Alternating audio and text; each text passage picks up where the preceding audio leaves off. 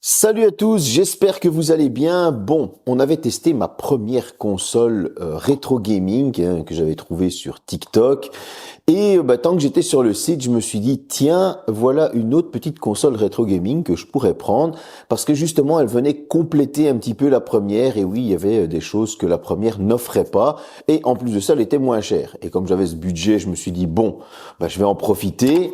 Aujourd'hui, on va tester la Mio Mini Plus. Alors vous allez voir, c'est pas mal.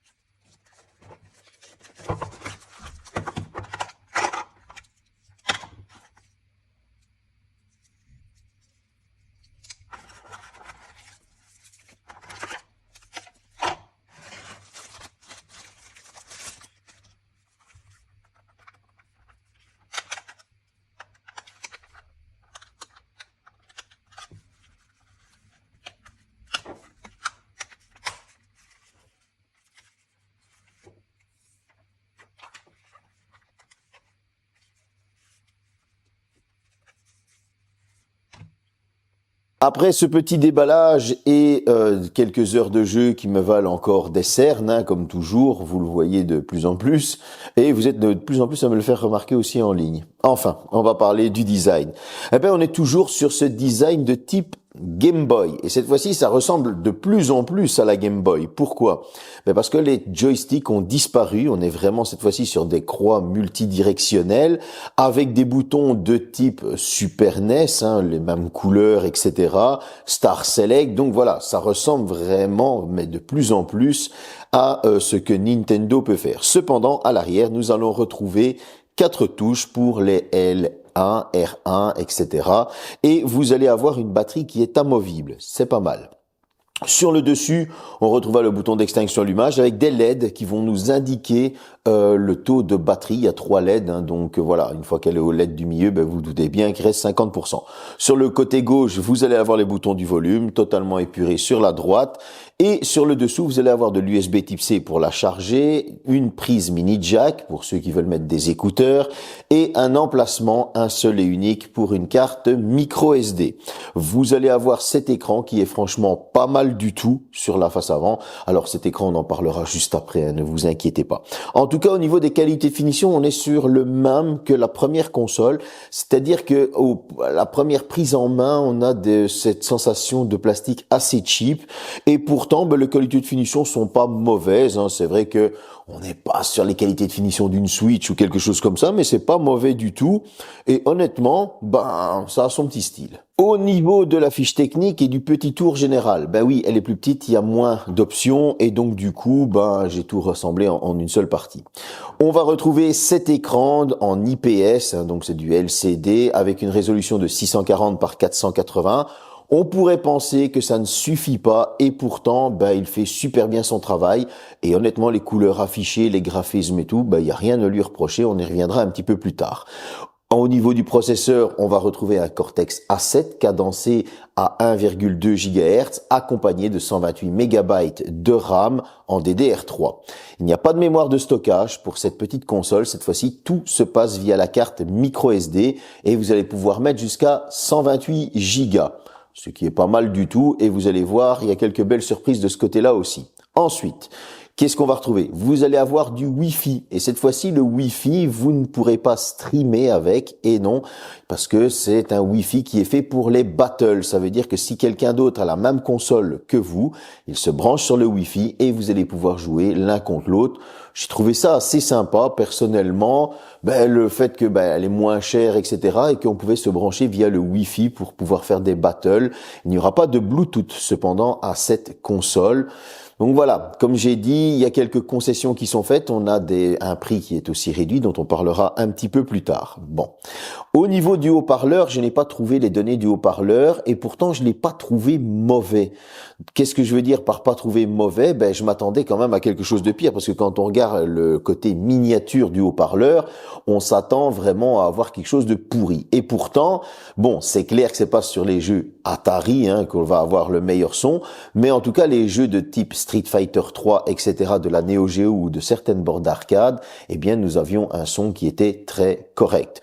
Au niveau des boutons, etc., il n'y avait pas de souci. Ils répondent très très bien. Quoique le bouton reset est un peu trop enfoncé, il faudra avoir un petit bout d'ongle pour pouvoir le resetter au cas où. Et oui, ça c'est important. Ça tourne sur Onion OS avec une surcouche Mine UI. Très précisément, qui est assez sympa et qu'on va pouvoir personnaliser avec des thèmes différents qui sont fournis à l'intérieur de la console. Maintenant, passons à l'utilisation. Et l'utilisation a été, je pense, ma première grosse surprise. Pourquoi? Eh bien, en fait, ça vient vraiment compléter, oui et non, l'ancienne console, la Ambernic que j'avais testée, la première, qui est toujours là dans mon meuble parce que j'adore cette petite console, parce qu'en fait, elle va rechercher certaines que l'on voudrait. Je ne sais pas si vous vous souvenez, la Virtual Boy. Oui, c'est la fameuse console de Nintendo où on mettait sa tête dans un casque pseudo-virtuel. Vous allez avoir ce genre de console. Vous allez avoir l'Atari, l'Amiga, vous allez avoir la Lynx, vous allez avoir certaines consoles, et oui, qu'il n'y a pas dans l'autre. Et c'est ça qui est fun. Vous allez, attention, j'ai quand même eu quelques surprises à jouer à des jeux comme Astéroïde et je me suis rendu compte qu'en fait, c'était pas si simple que ça. Alors, c'est très pixelisé, mais c'est ça qu'on veut, c'est ça qu'on va rechercher avec ce type de console. On va pouvoir avoir certaines bornes d'arcade, justement, qu'il n'y avait pas dans l'autre console. On va aller retrouver la Mega Drive 32X. Vous savez, c'était l'adaptateur qu'on venait mettre par-dessus la Mega Drive qui améliorer un petit peu les jeux de la Mega Drive. Vous allez avoir le Mega CD, la Mega Drive Mega CD. Donc ça, c'était aussi quelque chose qu'on venait poser la Mega Drive dessus. C'était les premiers jeux sur disque, on va dire. Et en fait, c'est toutes ces petites choses-là qui font que cette console, elle est sympa parce qu'on retrouve vraiment, on va aller chercher les choses qu'il n'y a pas ou les choses qu'on n'y a pas pensé. Vous allez même retrouver certaines petites choses comme, vous savez, tous les petits jeux électroniques qu'on allait acheter sur les marchés et des choses comme ça. Et ça, c'est vraiment top parce qu'alors on se retrouve avec pas mal de choses. Vous allez vraiment retrouver les plaisirs d'antan, comme on dit. Et moi, pour moi, ça, c'était un gros point fort. Encore une fois, j'ai été étonné de la qualité de cette petite console par son écran, etc. Alors, vous allez me dire, ouais, mais son écran avec des jeux de type Amiga 500, c'est pas non plus ce qu'il y a de fifou. Non. Mais il y a certaines bornes d'arcade qui vont aller vous chercher du Street Fighter 3, et que là, on est déjà sur quelque chose de plus avancé et c'est là qu'on se rend compte que l'écran fait clairement bien son travail et qu'il affiche des choses qui sont vraiment top. Maintenant, au niveau des menus, lorsque l'on va naviguer dans la console, c'est super clair et c'est super simple. Vous allez avoir différents thèmes que vous allez pouvoir adapter, comme je le disais juste avant, mais en tout cas, vous allez pouvoir naviguer dans ces thèmes sous forme d'icônes. Quoi de plus simple? Dans ces thèmes, vous allez avoir les paramètres, bien évidemment, pour la connecter au Wi-Fi, pour pouvoir jouer contre un ami, etc. Je vous donnerai aussi l'autonomie avec et sans Wi-Fi juste après, bien évidemment. Maintenant, il faut bien se dire quelque chose, c'est que en plus d'avoir Onion OS qui fait tourner tous ces jeux rétro, vous allez aussi pouvoir faire tourner des jeux sous RetroArch. Cependant, attention qu'il faudra mettre une autre carte mémoire avec d'autres jeux. Est-ce utile? Je ne pense pas. Moi, je pense qu'il vaut mieux la laisser sous Onion OS avec les jeux installés dedans. On n'y touche pas pour éviter que ça plante, etc. Et si vraiment on veut les jeux qu'il n'y a pas, on passe sur une autre console. C'est pas pour faire dépenser, mais c'est plus pour dire que chaque chose est utilisée pour ce qu'elle doit faire, tout simplement, et ça nous évite d'avoir pas mal de problèmes. En tout cas, vous allez aussi pouvoir faire pas mal de choses assez sympas. Je m'explique. Si vous avez par exemple une carte mémoire, etc., vous avez une carte micro SD, pardon, et ou alors tout simplement un stick USB, voilà, eh bien vous allez pouvoir le mettre sur le port USB et elle va aller lire par exemple vos PDF. Et ça, j'ai trouvé ça hyper sympa. En fait, ils ont pensé à aller mettre des petites choses complémentaires qui pourraient nous aider dans la vie de tous les jours. Un truc tout bête, eh bien, vous allez pouvoir lire des vidéos. Il y a un lecteur vidéo sur la console et ça, je me suis dit, bah, c'est vraiment fun. Donc, vous pourrez mettre des films sur une carte micro SD de 128 Go ou directement sur un stick USB type C, hein, et vous allez pouvoir lire vos films directement de là. Bah, moi, j'ai trouvé ça assez cool. Donc, au niveau de l'utilisation, on est sur quelque chose de très complet. Cependant, je vous parlais du haut-parleur tout à l'heure. Si vous pensez à regarder un film, là, par contre, je vais vous conseiller de mettre les écouteurs.